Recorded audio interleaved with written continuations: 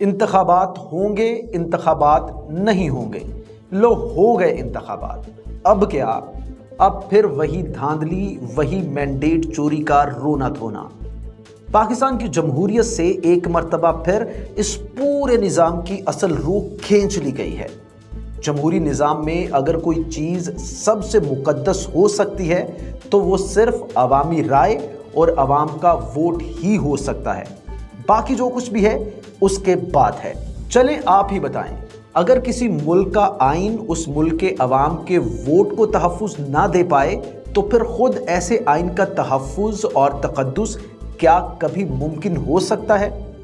چلیں اپنے ہی ملک پاکستان کی مثال لے لیں۔ یہاں ہر پہلے ادارے میں بیٹھا ہر دوسرا اہلکار یا افسر آئین شکنی کر رہا ہے، کھلے عام پاکستان کے آئین کو پامال کر رہا ہے، مگر یہ لاقانونیت کا بہاؤ یک طرفہ نہیں ہے۔ یہ سب سرکاری لوگ آئین شکنی اس لیے کر رہے ہیں کیونکہ اس سے پہلے عوام کے مینڈیٹ کا تقدس پامال ہوا ہے، عوام کے ووٹ کے حق کو تسلیم کرنے سے انکار کیا گیا اور ہمیشہ ہی انتخابات کے نام پر چنتخابات کیے گئے ہیں۔ مرضی کے لوگوں کو کرسی نوازی گئی اور خواہشات پر فیصلے کروائے گئے ہیں۔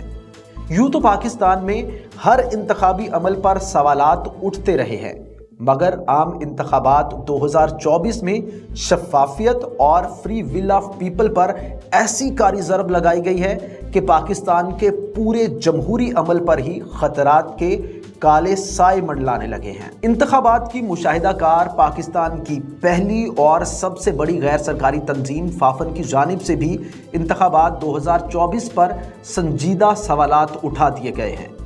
فافن 8 فروری سے اب تک 3 رپورٹس جاری کر چکا ہے اور ہر رپورٹ انتخابات میں بددیانتی اور عوامی مینڈیٹ کے ساتھ کھلواڑ کی الگ ہی داستان بیان کرتی ہے، ایسی داستان جو کہ پاکستان کے جمہوری نظام کے قریب المرگ ہونے کا نکارہ بجا رہی ہے۔ فافن کا کہنا ہے کہ الیکشن ایکٹ کا تقاضا ہے کہ ہر ریٹرننگ آفیسر فارم 47 انتخابی امیدواروں، ان کے ایجنٹس، مجاز مبصرین کی موجودگی میں بناتا ہے۔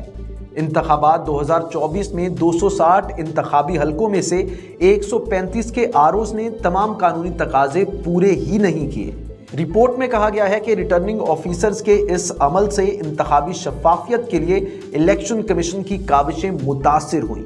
آروز نے 135 قومی اسمبلی حلقوں میں فافن مبصرین کو بھی نتائج کی تیاری کا مشاہدہ نہیں کرنے دیا۔ فافن نے یہ بھی کہا ہے کہ رات 2 بجے تک نتائج تیاری کی قانونی مہلت پر صرف 4 انتخابی حلقوں میں عمل ہوا ہے۔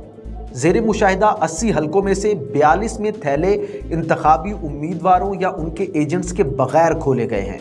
فافن کا کہنا ہے کہ آروز نے 53 قانونی حلقوں میں فارم 45 کی گنتی میں غلطیوں کی نشاندہی کر کے پریزائڈنگ آفیسر سے درستگی کرائی۔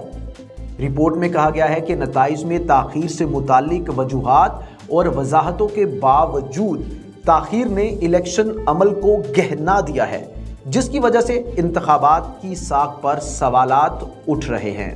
فافن کی رپورٹ میں کہا گیا ہے کہ موبائل فون اور انٹرنیٹ کی بندش نے الیکشن ایکٹ 2017 میں درج تسیل کے انتظام کو بہتر، شفاف اور مستعد بنانے کے لیے اقدامات کی نفی کی ہے۔